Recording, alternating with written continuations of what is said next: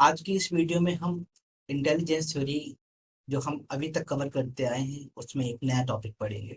इस थ्योरी का नाम है बुद्धि का संवेगात्मक सिद्धांत। इसको इमोशनल इंटेलिजेंस थ्योरी भी कहा जाता है। किसी भी टीचिंग एग्जाम की अगर हम बात करें तो उसमें इंटेलिजेंस थ्योरी से क्वेश्चंस आते हैं। अगर एग्जाम टफ हुआ है, अगर एग्जाम में टफ क्वेश्चंस आते हैं तो इंटेलिजेंस से क्वेश्चंस हमेशा बनते हैं। तो फिर बिना किसी देरी के हम स्टार्ट करते हैं बुद्धि का संवेगात्मक सिद्धांत। अब देखेंगे सबसे पहले जो संवेगात्मक बुद्धि, ये शब्द, संवेगात्मक बुद्धि शब्द का प्रयोग पहले किसने किया? इसका श्रेय जाता है डॉक्टर जॉन मेयर एवं पीटर सैलोवी। ये दोनों अमेरिका से थे और इन्होंने ही सबसे पहले संवेगात्मक बुद्धि शब्द का प्रयोग किया था। इसके बाद डेनियल गोलमैन आए जिन्होंने बुद्धि का संवेगात्मक सिद्धांत दिया। हमें क्या करना है, हमें बुद्धि का संवेगात्मक सिद्धांत पढ़ना है जो कि डेनियल गोलमैन ने दिया था। अगर क्वेश्चन आता है कि संवेगात्मक बुद्धि शब्द का प्रयोग सर्वप्रथम किसने किया, तो उन उसमें जो ऑप्शन होंगे उसमें आंसर हमें टिक करना है डॉक्टर जॉन मेयर एवं पीटर सेलोवी। हो सकता है इनमें से कोई एक नाम, हो सकता है ये दोनों नाम हो। ठीक है, तो हमें ये याद रखना है। और जहां पर क्वेश्चन बनता है कि बुद्धि का संवेगात्मक सिद्धांत किसने दिया या किसने प्रतिपादन किया, तब डेनियल गोलमैन का हम यहाँ पे ऑप्शन टिक करेंगे। ठीक है, अब देखेंगे बुद्धि का संवेगात्मक सिद्धांत, इसका प्रतिपादन किया था डेनियल गोलमैन ने।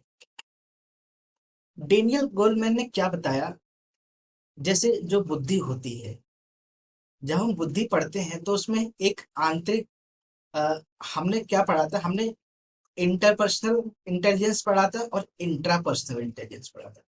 इंटरपर्सनल इंटेलिजेंस की बात आती है तो वहां पर एक पर्सन होता है, वो बाकी लोगों के साथ इंटरेक्ट करता है।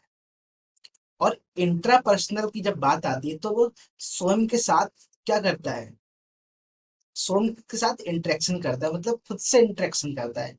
अब यहाँ पर उन्होंने बताया कि हम अपने इमोशंस को हम समझते हैं, हम किस प्रकार बिहेव करते हैं, हमारा जो टेम्परामेंट है, कभी हम गुस्सा हो जाते हैं, कभी हम खुश रहते हैं, हम दूसरों से कैसे बात करते हैं, दूसरों हमारे साथ कैसे बात करते हैं, हम उनके साथ कैसे अच्छे संबंध बना सकते हैं। तो ये चीज निर्भर करती है किस पर, संवेगात्मक इमोशनल इंटेलिजेंस पर ये निर्भर करती है।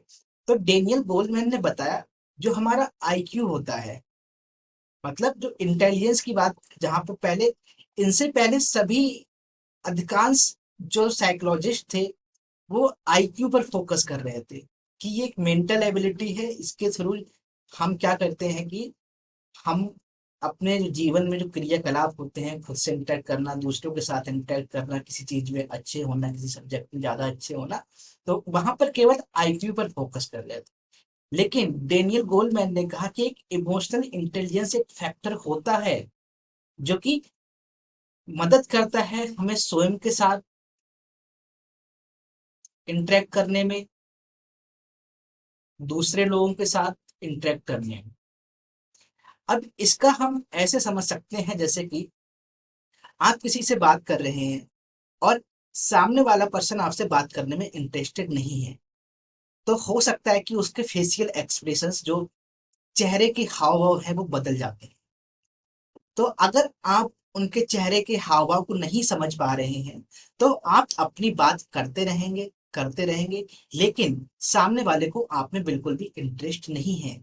तो ये चीजें कैसे समझ आती हैं? ये चीजें समझ आती हैं इमोशनल इंटेलिजेंस से, कि हम किसी व्यक्ति से कौन सी बात, किस तरह से, कितनी देर तक, किस विषय में कहें जो कि वो हमारी बात को सुने और समझे। क्योंकि जब एक शिक्षक क्लास में जाते हैं और बच्चों के साथ इंटरेक्ट करते हैं, कुछ शिक्षक ऐसे होते हैं कि बच्चे उनकी बात नहीं सुनते हैं, और कुछ शिक्षक ऐसे होते हैं कि बच्चे उनकी बात सुनते हैं और हमेशा उनके साथ रहने की कोशिश करते हैं।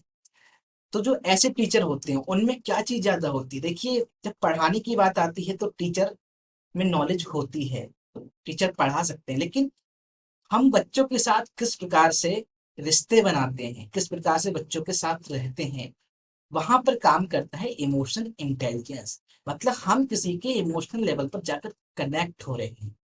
तो जो इमोशनल इंटेलिजेंस, संवेगात्मक बुद्धि का जो कॉन्सेप्ट है, ये डेनियल गोलमैन ने इसको आगे बढ़ाया था। अब देखेंगे, डेनियल गोलमैन ने बताया कि संवेगात्मक बुद्धि के 5 तत्व होते हैं। पहला आत्मचेतना, दूसरा आत्मनियंत्रण, थर्ड अभिप्रेरणा, और फोर्थ परानुभूति, और फिफ्थ है सामाजिक कौशल। ये 5 सिद्धांत बताए। हो सकता है कि कभी कभी ऐसा होता है कि आपने कहीं से पढ़ा, तो कई सारे पब्लिकेशंस होते हैं, उनमें केवल 4 तक ही सीमित कर दिया जाता है कि संवेगात्मक बुद्धि के 4 तत्व होते हैं। लेकिन हमें किसी एक एग्जाम पर फोकस करके नहीं पढ़ना है अभी। हमें, अगर हमें सारे ये टॉपिक हैं अगर हमें आते हैं, तो हम किसी भी एग्जाम में अच्छे से क्रैक कर सकते हैं। तो हमें ये पढ़ना है कि ओवरऑल क्या चीज है। अब संवेगात्मक बुद्धि के 5 तत्व हमें पढ़ने हैं। आप कंफ्यूज मत होइएगा, कहीं पर आपको 4 लिखे हुए मिलेंगे, कहीं पर 5 लिखे हुए मिलेंगे, लेकिन जो 4 होंगे वो इन्हीं में से होंगे। हो सकता है किसी का नाम बदला हुआ हो, जैसे आत्म लिखा है वहां पे स्वयं लिखा हो सकता है। तो ये चीज आपको ध्यान रखनी है। जैसे आत्मनियंत्रण है, यहाँ पर स्वनियंत्रण हो सकता है, ठीक है। आत्म अभिप्रेरणा है, यहाँ पर स्व अभिप्रेरण हो सकता है। तो हमें शब्दों पर फोकस करना है कि कौन सा शब्द क्या कह रहा है। अब ये जो 5 पॉइंट है हम इसको देखेंगे। पहला है आत्मचेतना। आत्मचेतना किसे कहते हैं? तो सबसे पहले क्वेश्चन है कि आप अपने आप स्वयं को कितना जानते हैं। ठीक है, आत्मचेतना, आप अपने बारे में कितनी चीजें जानते हैं। जैसे कि आपको क्या चीज पसंद है, आपको क्या चीज ट्रिगर करती है, मतलब कि किस चीज से आपको प्रॉब्लम होती है, क्या चीज से आपको गुस्सा आता है, और किस चीज से आपका गुस्सा शांत हो जाता है, आपके इमोशंस कैसे बदलते हैं, आपके हाव भाव कैसे बदलते हैं। तो इन चीजों की आपको जानकारी होनी चाहिए। ये चीज कहलाती है आत्मचेतना, मतलब कि स्वयं को स्वयं का ज्ञान। अब यहाँ पर ये क्यों महत्वपूर्ण होता है?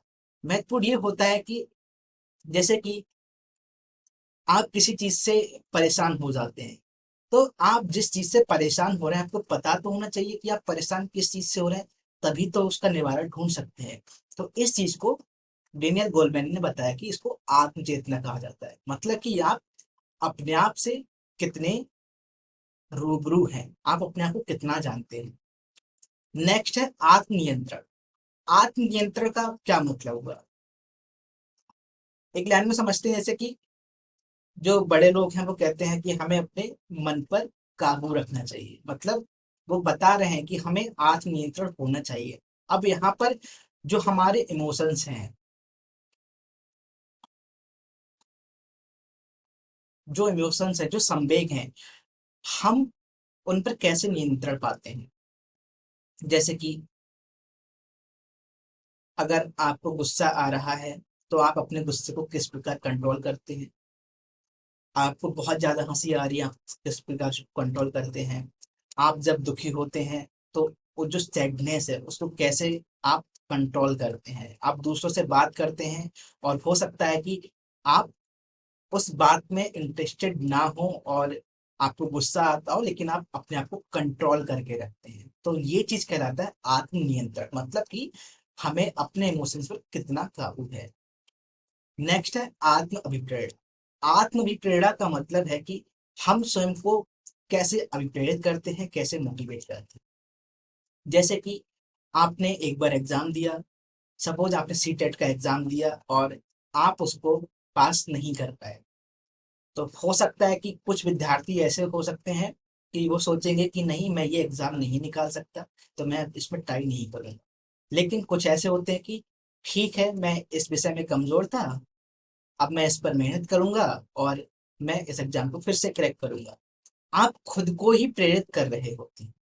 आप कोई एक काम कर रहे हैं और वो काम आपसे नहीं हो पा रहा है, लेकिन आपने खुद को प्रेरित किया कि मुझे ये काम करना है, एनी हाउ मुझे ये काम करना ही करना है। तो आप इसमें खुद को कैसे मोटिवेट करते हैं, ये चीज आती है। ठीक है। नेक्स्ट है परानुभूति। परानुभूति क्या है? परानुभूति का मतलब ये होता है कि हम सामने वाले को समझ रहे हैं या नहीं समझ रहे हैं। ठीक है। परानुभूति का मतलब ये हुआ कि अगर सामने वाला प्रॉब्लम में है, जैसे कि आपका दोस्त प्रॉब्लम में है, तो आप अपने दोस्त से कहते हैं कि तुम्हारी प्रॉब्लम मेरी प्रॉब्लम है, अगर तुम्हारे साथ गलत हुआ तो समझो मेरे साथ गलत हुआ। तो ये क्या है, आप दूसरों के साथ खुद को कनेक्ट कर रहे हैं। प्रॉब्लम आपकी नहीं है, लेकिन आप फिर भी अपने आप को दूसरे के साथ कनेक्ट कर रहे हैं, उनकी प्रॉब्लम को समझ रहे हैं, उनकी प्रॉब्लम को दूर करने की कोशिश कर रहे हैं। ये चीज परानुभूति कहलाती है। नेक्स्ट और फिफ्थ, ये सामाजिक कौशल।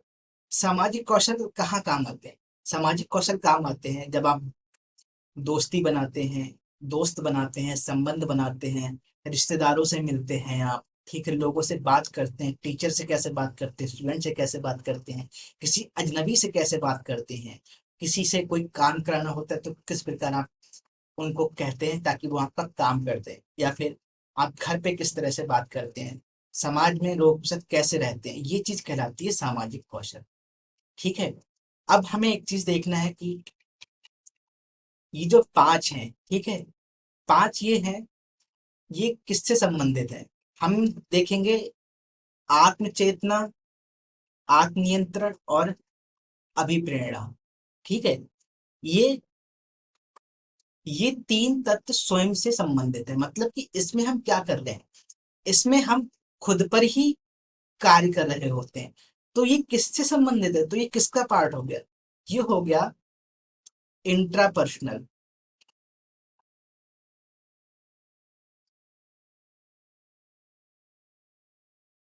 जिसको अंतःवैयक्तिक कहा जाता है। और ये दो तत्व हैं, इनमें हम क्या कर रहे हैं, इनमें हम दूसरों के साथ परानुभूति मतलब, परानुभूति मतलब दूसरों, यहाँ पे किसी अन्य की बात हो रही है, किसी अन्य के सुख दुख को आप कैसे समझते हैं। सामाजिक कौशल, इसमें भी आप किसी और के साथ इंटरेक्ट कर रहे हैं।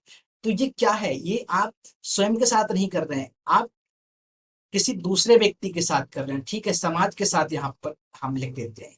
तो ये क्या हो गया, ये हो गया आपका इंटरपर्सनल।